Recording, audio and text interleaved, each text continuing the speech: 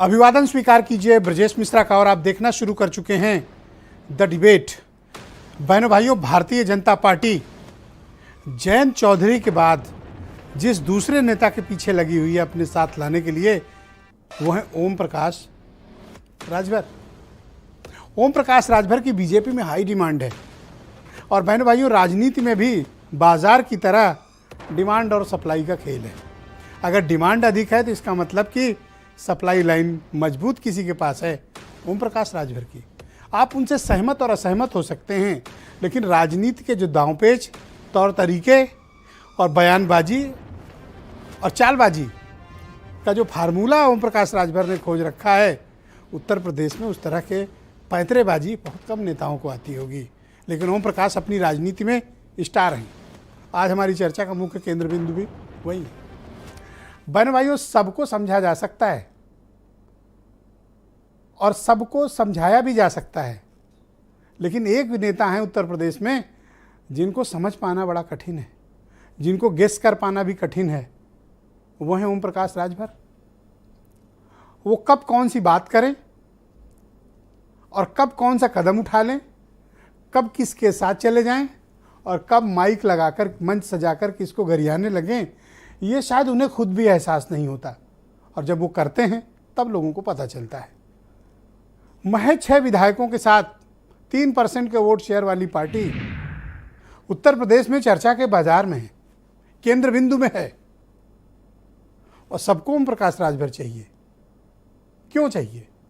क्या खूबी है ओम प्रकाश राजभर में और कौन है ओम प्रकाश राजभर?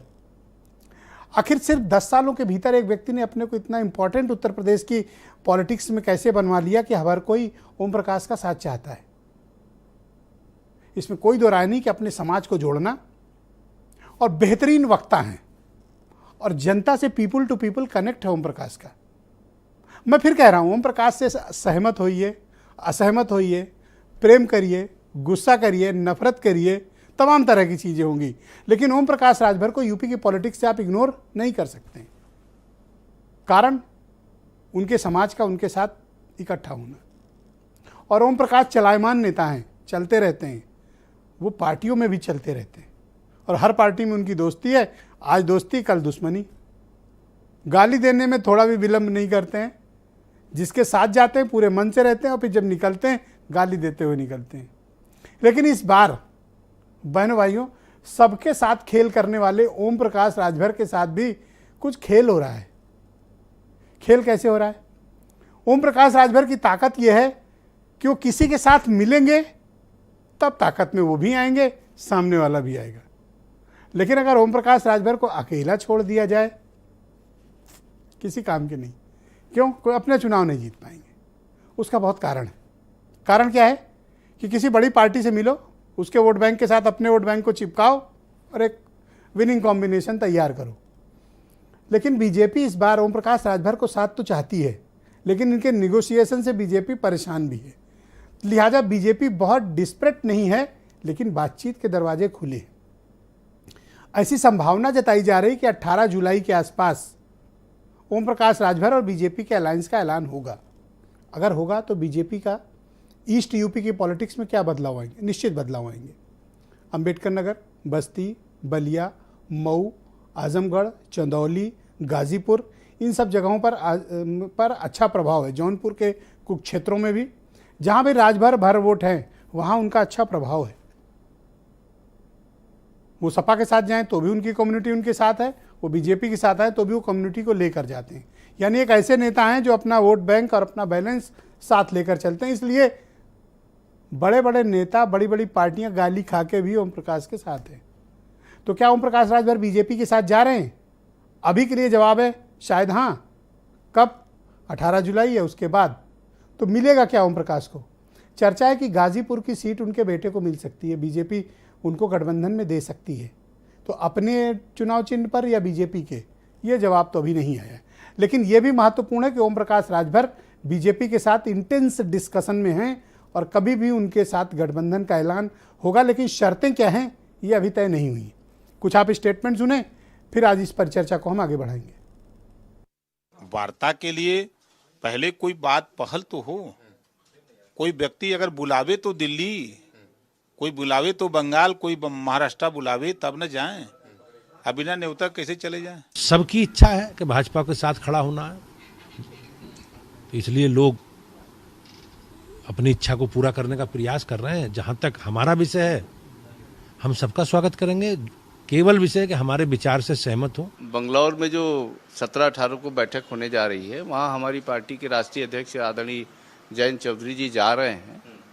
इसलिए हम लोग तो केवल अभी अपने पार्टी को मजबूत करने में लगे हैं और जो हमारा गठबंधन मजबूत कैसे हो इस पर काम कर रहे हैं। पिछले काफ़ी समय से वो भाजपा के सहयोगी की तरह काम कर रहे हैं और अगर वो खुल के एनडीए या भारतीय जनता पार्टी के साथ आ जाते हैं तो मुझे लगता है इससे बेहतर कुछ नहीं हो सकता। आने वाला 2024 का चुनाव ना सिर्फ एक आम चुनाव है बल्कि हमारे देश के लोकतंत्र और संविधान को बचाने का चुनाव है। जब पार्टी बनी थी तो मिशन के लिए बनी थी, लोगों को न्याय देने के लिए बनी थी, गरीब गुरबाओं को न्याय देने के लिए बनी थी। मगर सत्ता की खातिर पार्टी में विलय कर लेना, दूसरी पार्टियों में चले जाना, ये राजभर साहब की अपनी जिम्मेदारी है कि वो कहाँ रहना चाहते हैं, क्या करना चाहते हैं, ये उनकी विचारधारा है। लेकिन बहनों भाइयों, भारतीय जनता पार्टी की तरफ ओम प्रकाश राजभर जा रहे हैं, इसकी संभावना पूरी और बहुत वक्त नहीं है जब वो बीजेपी के साथ किसी अलायंस का ऐलान करते हुए हमें आपको दिखें। लेकिन ओम प्रकाश राजभर के मैं कुछ पुराने बयान राकेश त्रिपाठी की डिमांड पे सुनाना चाहता हूँ। एक दो उनके स्टेटमेंट हैं। तो पहला एक स्टेटमेंट उन्होंने खाद को लेकर दिया था, ये चुनाव के पहले का स्टेटमेंट, यानी असेंबली इलेक्शन के पहले का एक स्टेटमेंट है, पहले ये सुनिए। जवन डाई 50 किलो 900 में मिलत रहल, अब उ डाई में से 5 किलो चुरा लेना भजपैया। डाई बोला 45 किलो का बोरी हो गई कि ना हो गई? 45 किलो और दाम 1200। ठीक, ये तो उनका पहला बयान हुआ। लेकिन बीजेपी नेताओं को पीटने का भी उन्होंने एक ऐलान किया था कि बीजेपी नेता जहां दिखे उनकी पिटाई की जाए। मैं चाह रहा हूं वो वाला बयान भी एक बारी राकेश त्रिपाठी को सुनाया जाए। अभी तो ये अंगड़ाई है, आगे और भारतीय जनता पार्टी का नेता अगर गांव में दिखाई तब बोला होकर पिटाई हुई कि न हुई है।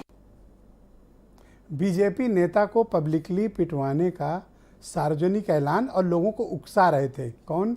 ओम प्रकाश राजभर। बहन भाइयों, इसी की तो राजनीति कहते हैं। कोई परमानेंट दोस्त नहीं, कोई परमानेंट दुश्मन नहीं, सिर्फ एक चीज़ मैटर करती है, इंटरेस्ट। ओम प्रकाश राजभर का इंटरेस्ट बीजेपी से मैच करेंगे। लेकिन उन्होंने पिछड़े वर्ग को लेकर भी कुछ स्टेटमेंट दिया था जिनके हक की वो लड़ाई लड़ रहे हैं। 69,000 टीचर भर्ती में भी काफ़ी कुछ आक्रामक शब्दों का इस्तेमाल किया था। मैं चाह रहा हूँ वो भी सुनवा दूँ आपको, सुने। सरकार से मैं हटा, पिछड़े वर्ग का बजट 1260 करोड़ 500 करोड़ से 1260 करोड़ किया था। हटते ही 3 महीने के बाद वो 600 करोड़ पर आ गया। जबान खुली।